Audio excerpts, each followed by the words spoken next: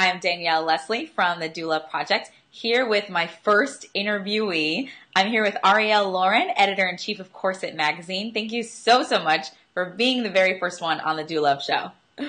Thank you so much for having me, Danielle. I really appreciate it. It's great to be here. Yes. And so, Arielle, tell us where you are right now, because you are not in the States. You're not in LA, not in New York, nowhere, anywhere in the States. Where are you right now? Well, currently right now, I'm actually in Salvador Bahia, Brazil. I have been living in Brazil for the past 8 months, actually. Can't believe it's been that long. Wow. And prior to that, I was living in New York, and I'm currently on my way to start basically backpacking through South America to finish off my trip before I return to the States. This is amazing. So the reason I really wanted to speak with you and have you share your story is because you've had a great career as a freelance writer, which I'll ask you about, and you've transitioned into working, actually doing what you love full time, and not just in the neighborhood you grew up in or the state next door, but you are in Brazil, where tons of people dream about even visiting once, let alone living there. And you're there just kind of living the life and going and coming as you please, doing what you love. So that's the reason I have you on the show as the first guest. I can't wait to get into your story. And you guys stay tuned, because Arielle has a very special offer from CORSET magazine for everyone who's watching this interview. So you want to stay tuned for that. So let's just jump in. Tell me how your career started. So in 2008, when I was in college, I got an internship with a really great, renowned digital marketing agency in Manhattan. It turned out to be literally a turning point or a tipping point, et cetera, like in my career, because I got to learn all this stuff about the internet and marketing before it became cool to learn about it and to really live, sleep, and breathe it. So back at this internship where I started my digital marketing training, they asked me to start a blog. And it was a part of an assignment. I was like, okay, whatever, I'll start a blog.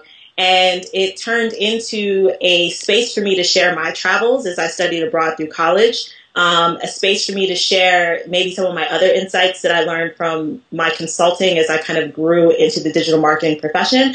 And eventually, when I graduated from school, after finishing my academic training in gender and sexuality, it became a space for me to write about sexuality and gender and women's issues.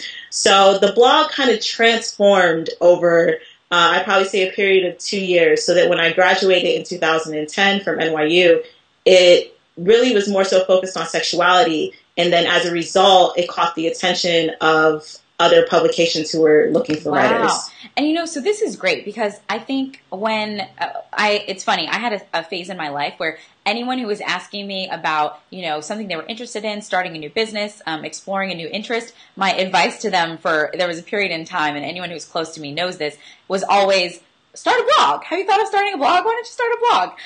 And I didn't even have my own at the time, but we really see the value now of starting a blog. For anyone who is a college student in particular, I think, like you're saying, it sounds like it was a great way for you to kind of discover your voice, discover what you wanted to focus on, and you were able to start building your brand when even before you were on the market for a job or for income or anything.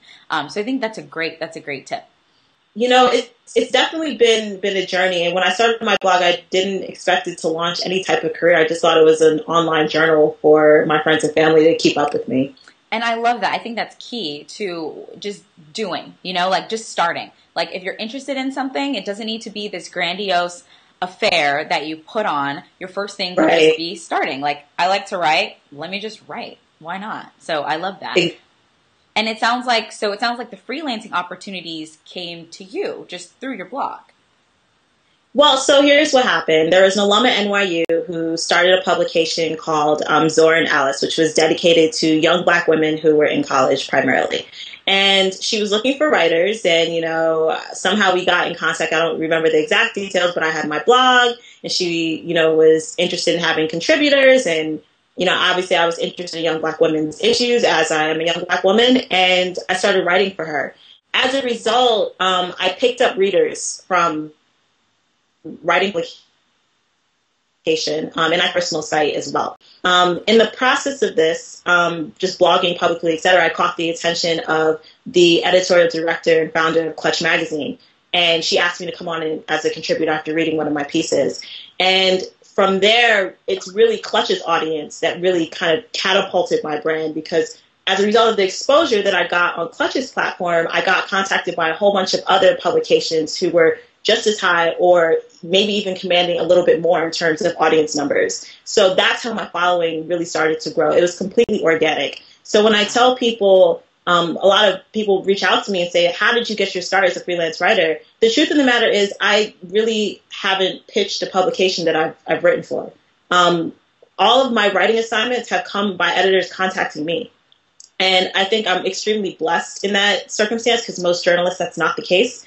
And but I also think that creates a better relationship for me as a writer because I literally get to write what I want. And I think that's just a really great liberty. You said, this might not be the case for everyone who's freelancing. Why do you think you in particular maybe were able to build an audience and able to have other publications reaching out to you to be on their sites?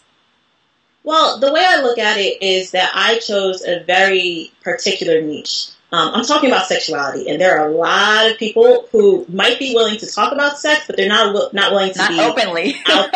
Openly. Yes. No, I use my first and middle name to write. It's not that I'm trying to hide my last name or anything. I just don't really see the point in dragging my family name into what I do.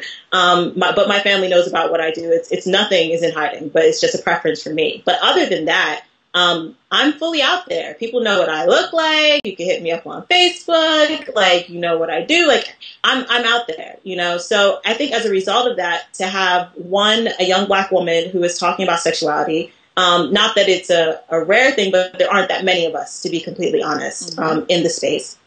Two, just a person in general, a writer in general, who's willing to openly talk about sex. And be interactive with her readers as well, using different social media outlets, whether it's responding to tweets on Twitter, whether it's answering questions, whether it's getting Facebook messages or posts or leading conversations, or doing in-person events. I really just put myself out there completely. And as a result, a lot of people took notice. And that's why over the last 2 years, my career has grown to the place that it has, to the point where I could actually start a magazine and have it be, a very quick and still thriving success. Yeah, I love that because there are some key things there. Authenticity. I think authenticity is huge, especially these days where personal brand is everything, and people want someone who's human. Like we see your face, we hear your stories about what you're doing, what you're going through, and I think people attach to that. So I love that you're open and willing to share that.